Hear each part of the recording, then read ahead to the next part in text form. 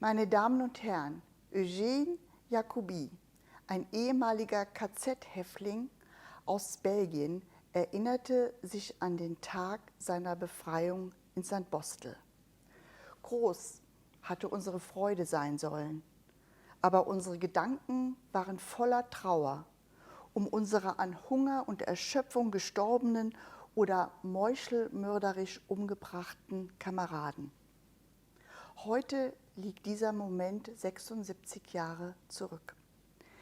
Wir gedenken denen, die wie Eugène Jacobi gelitten haben. Wir mahnen diejenigen, die den menschenverachtenden Zuständen im Lager und dem Morden zum Opfer fielen.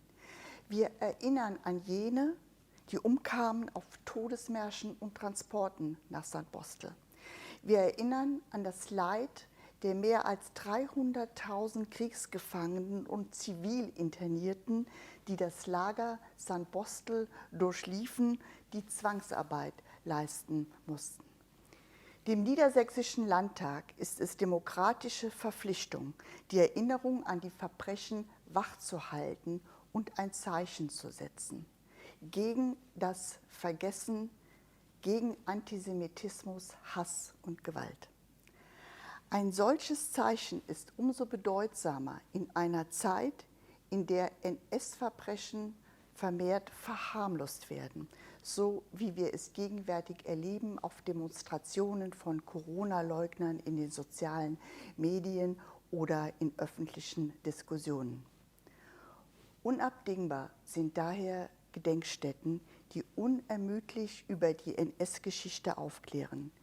Der bekannte Holocaust-Überlebende Max Mannheimer wandte sich an die junge Generation mit den Worten: Ihr seid nicht verantwortlich für das, was geschah, aber dass es nicht wieder geschieht, dafür schon. Diese Verpflichtung gab er uns und Tausenden von Schülerinnen und Schülern mit auf den Weg. Mannheimer starb vor mehr als 4 Jahren. Zeitzeugen wie er werden uns bald nicht mehr von ihrem Schicksal berichten können. Umso wichtiger ist es, die junge Generation zu gewinnen, die Erinnerung weiterzutragen. Dafür brauchen sie Orte wie St. Bostel, die ihnen Raum geben, die Formen ihrer eigenen Auseinandersetzung mit der Geschichte zu finden und die ihnen Wissen vermitteln. St. Bostel ist einer der wenigen Erinnerungsorte zum Schicksal der Kriegsgefangenen. Wer sich in die Ausstellung der Gedenkstätte vertieft, wird verstehen, wozu Rassenwahn führen kann.